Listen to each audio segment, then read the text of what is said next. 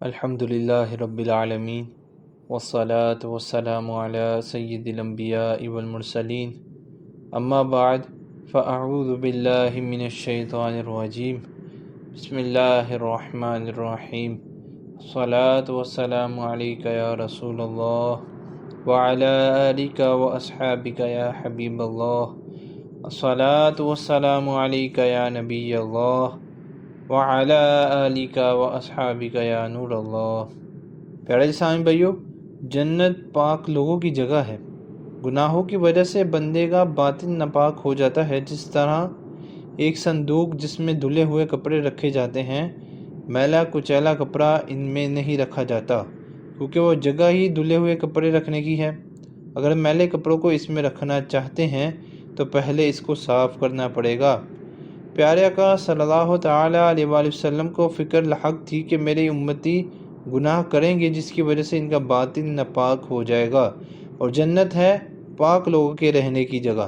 تو میرے امتی کیسے جنت میں جائیں گے؟ لہذا سرکار دو عالم نور مجسم صلی اللہ تعالیٰ علیہ وآلہ وسلم نے اللہ عز و جل کی بارگاہ میں عرض کی کہ اے مالک و مولا عز و جل، میرے امتیوں کے گناہوں کی معافی کس طرح ہوگی؟ تو اللہ عز و جل نے گناہوں کی بخشش کے لیے نمازوں کا تحفہ عطا فرمایا۔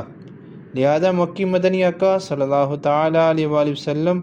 دونوں جہاں کے داتا حضرت محمد مصطفیٰ صلی اللہ تعالیٰ علیہ وآلہ وسلم نے ارشاد فرمایا کہ اے میرے صحابہ کرام علیہم رضوان، اگر کسی کے گھر کے سامنے نہر جا رہی ہو اور وہ دن میں 5 مرتبہ غسل کرے تو کیا اس کے بدن پر میل رہ جائے گی؟ صحابہ کرام علیہم رضوان عرض کرنے لگے یا رسول اللہ صلی اللہ تعالیٰ علیہ وآلہ وسلم، بالکل کوئی میل نہ رہے گی۔ تو پیارے آقا صلی اللہ تعالیٰ علیہ وآلہ وسلم نے ارشاد فرمایا اے میرے صحابہ علیہم رضوان، بالکل اسی طرح جب میرا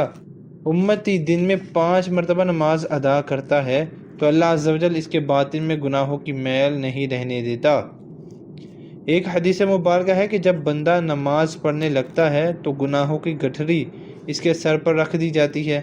جب وہ رکوع میں جاتا ہے تو وہ گٹھری اس کے سر پر سے گر جاتی ہے، جب وہ نماز سے فارغ ہو جاتا ہے تو اس کے سر سے گناہوں کا بوجھ اتر چکا ہوتا ہے۔ حضرت عیسیٰ علیہ السلام نے ایک خوبصورت پرندہ دیکھا جو کہ ایک تالاب کے کنارے مٹی میں لوٹ پوٹ ہو جاتا ہے، جس سے وہ گندا ہو جاتا ہے، پھر تالاب میں ڈبکی لگاتا ہے جس سے وہ اجلا ہو جاتا ہے۔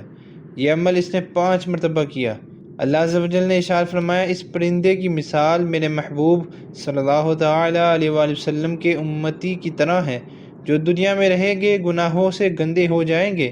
جب 5 نمازیں پڑھیں گے تو میں انہیں اس طرح صاف کر دوں گا جس طرح یہ پرندہ ہے۔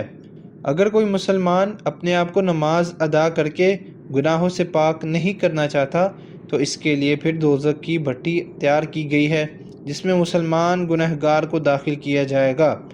اپنے گناہوں کی سزا بھگت کر ایک نہ ایک دن جنت میں ضرور داخل ہوگا، کیونکہ نبی پاک صلی اللہ تعالیٰ علیہ وآلہ وسلم نے ارشاد فرمایا کہ جس نے لا الہ الا اللہ پڑھا جنت میں ضرور داخل ہوگا۔ اب فیصلہ ہمارے ہاتھ میں ہے، چاہے نمازیں ادا کر کے گناہوں سے پاک ہو جائیں اور جنت کے مستحق ہو جائیں، یا پھر اپنے آپ کو دوزخ کی بھٹی میں جلا کر گناہوں سے پاک ہونے کے لیے تیار ہو جائیں۔ ہو سکتا ہے کہ کسی کے دل میں آ جائے کہ کون روزانہ 5 نمازیں پڑھے، روزہ رکھے اور گناہوں سے بچنے کی مشقت برداشت کرے، بس ایک مرتبہ اپنے آپ کو دوزخ میں ڈال کر پاک کریں گے۔ تو ایسے افراد سے میری عرض ہے کہ اگر نفس نماز کے لیے راضی نہ ہو تو ایک کام کریں، ایک موم بتی جلا کر اس پر اپنا ہاتھ رکھ دیں، یقیناً اس کی آگ ہم سے برداشت نہ ہو سکے گی۔ جب موم بتی کی آگ برداشت نہ ہو سکے تو اپنے نفس کو سمجھائیں کہ اگر تو اس ہلکی آگ کو برداشت نہیں کر سکتا تو دوزخ کی آگ جو کہ دنیا کی گرم ترین آگ سے بھی 70 گنا زیادہ گرم ہے، اس کو کیسے برداشت کرے گا؟